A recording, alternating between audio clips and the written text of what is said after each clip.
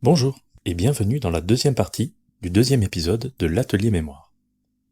Je vous rappelle que cet épisode de podcast est divisé en deux parties. Dans la première partie, je vous ai posé diverses questions. Si vous ne l'avez pas encore écouté, je vous conseille d'y aller et de revenir sur cette deuxième partie après. Dans cette deuxième partie, je vais donc vous donner les solutions des divers exercices.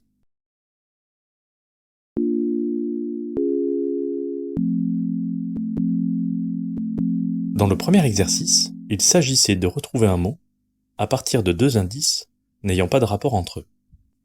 Le premier mot à trouver devait avoir un rapport avec pâtisserie et orage. Et la réponse était un éclair. Le numéro 2 avait pour indice embouteillage et bouteille. Et la réponse était bouchon. Pour le numéro 3, les indices étaient machine à laver et percussion. Et la réponse était le tambour. Numéro 4, les deux indices étaient voiture et badminton. La réponse était volant. Pour le numéro 5, les deux indices étaient électricité et rivière, et la réponse à trouver était le courant. Numéro 6, insectes et composants électroniques devaient permettre de trouver la puce. Pour le numéro 7, les deux indices étaient multiplication et meubles, et la réponse était table. Numéro 8, association et golf, renvoyé à club. Les deux indices du numéro 9 étaient problème de vue et légumes secs. Et la réponse était lentilles. Et enfin, pour le numéro 10, les deux indices étaient porte-documents et vêtements. Et la réponse était chemise.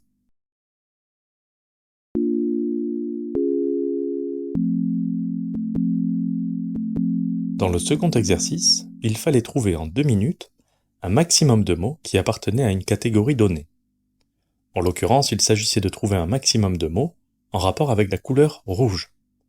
Il pouvait s'agir de choses rouges par nature, ou de noms, de marques, de titres d'œuvres de fiction contenant le mot rouge. En voici quelques-uns.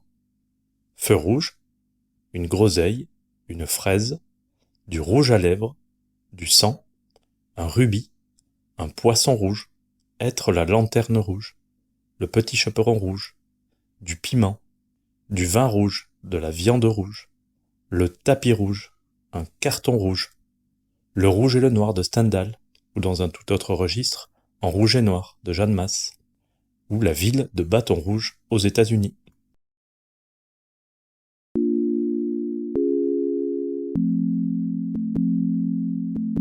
Le troisième exercice a servi à illustrer dans quelle mesure l'organisation d'une information favorisait son stockage dans la mémoire.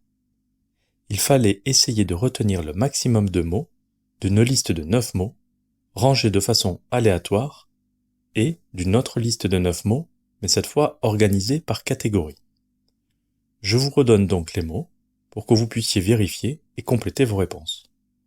La première liste était électricien, concombre, menuisier, autobus, ambulance, courgette, plaquiste, artichaut et bicyclette. La deuxième liste comportait 3 instruments de musique, violon, piano, contrebasse, 3 couverts, couteau, fourchette, cuillère, et 3 fruits rouges, fraises, framboises et groseilles.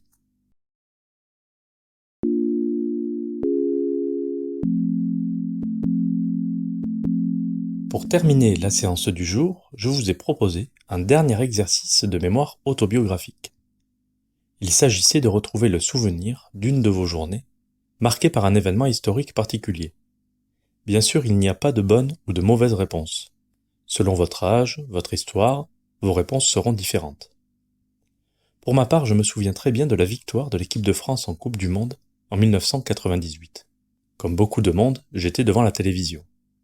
J'étais chez ma grand-mère avec mes frères et sœurs. Et alors que dans la famille, nous ne nous intéressions pas particulièrement au football, Ce soir-là, nous avions mangé dans son salon, sur la table basse, devant la télé. J'espère que cet exercice vous aura inspiré. N'hésitez pas à partager vos réponses sur le site ou avec vos proches. Voilà, cet épisode est terminé. J'espère qu'il vous aura plu. Je vous retrouve dans 15 jours pour le prochain épisode. En attendant, je vous invite à m'envoyer vos commentaires, vos questions, vos retours, et je vous dis à bientôt.